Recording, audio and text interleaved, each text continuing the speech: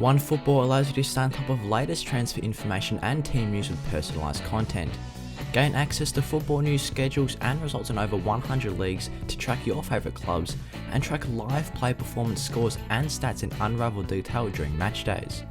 Also gain a front row seat to matchday action and videos from your favourite teams, so access everything football by downloading the OneFootball app now for free on the App Store or Google Play.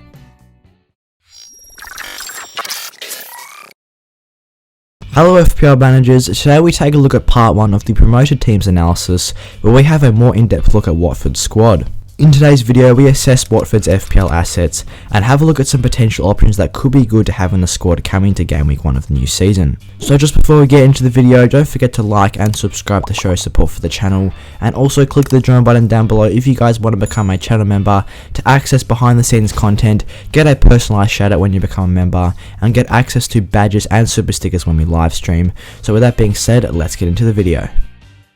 So taking a look at the Watford goalkeepers and defenders, it is key to note that Watford did record the most clean sheets in the EFL 2020-21 campaign, but they got a total of 23 clean sheets from 46 matches. Their two goalkeepers across this campaign were 𝙁𝙖𝙣𝙩𝙗𝙠 and Foster.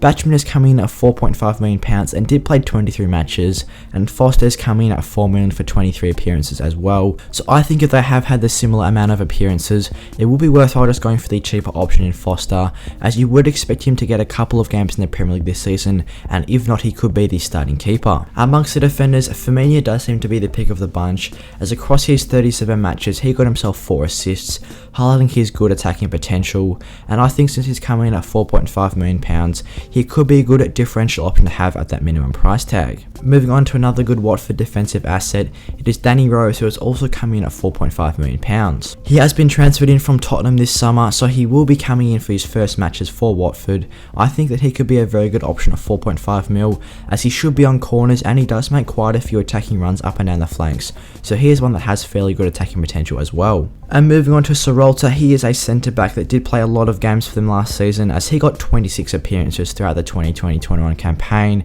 and I think at £4.5 million he should be a decent value option in defence, especially considering that he did get the 1 goal. 𝙁𝙗𝙗𝙗 does seem to be an essential option for that Watford team, as he is key to them getting clean sheets, as he has one of the highest clean sheet percentages, so I think he could definitely be a good option to have in the side, especially at £4.5 million. But in terms of all the Watford goalkeepers and defenders, if I could pick 2, I would go for Foster in goals and then Firmino as that second defensive option, as I think with 4 assists he has shown his good attacking potential, so for that reason at 4.5 mil he should be a good option. And now moving on to Cathcart, he is also another 4.5 mil defender for Watford.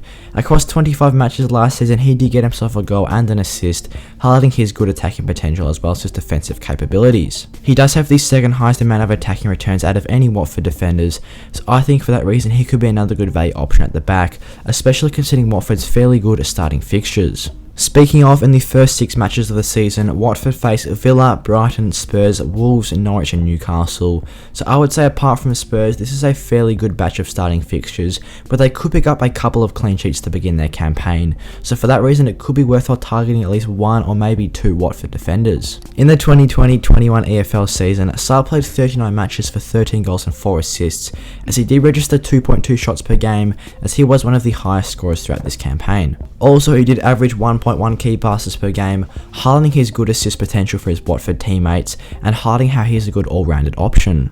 He also did average 0.4 crosses per game, so he is providing a fair few balls into the box for his teammates, but I just think with his very strong attacking output for Watford last campaign and his decent amount of shots per game and key passes, he could be a very good option to have, especially at £6 million in the middle of the park. Moving on to Sarr's midfield teammate in Tom Cleverley, he played 34 matches for 4 goals and 2 assists across the 2020-21 campaign, as he was another solid option for Watford in the middle of the park. Tom Cleverley averaged 1.1 shots per game and 1 key pass per game, which is slightly less than 𝙁𝙗𝙗𝙗 Sarr, but for that £1 million less, he could be a decent value option in the middle of the park if you do back in Watford to get those attacking returns in the early stages of the season. And now moving on to the Watford forwards, starting off with João Pedro, he played 38 appearances in the 2020-21 campaign for 9 goals and 2 assists.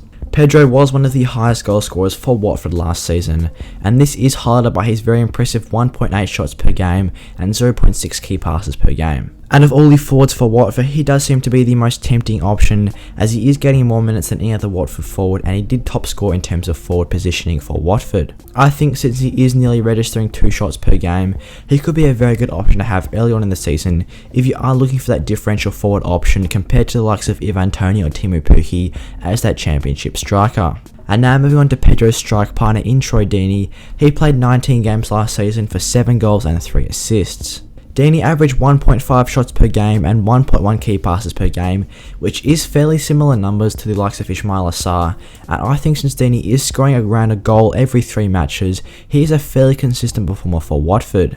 The only thing is that he may not get the most confirmed minutes, as he did only get 19 matches, but if he can start for Watford, then he could present himself as another good differential option up top. Deeney could be a very good option up top, as he only has a 3.6% ownership, making him a decent differential option to capitalise on those good Watford starting fixtures. So that's all we've got for today for part 1 of the promoted teams analysis, where we had a more in-depth look at Watford's squad. I hope you guys enjoyed the video. If you did, give it a like and subscribe to show support for the channel. And also click the join button down below if you guys want to become a channel member to access behind the scenes content and get badges when we live stream. So with that being said, I'll see you guys in the next one.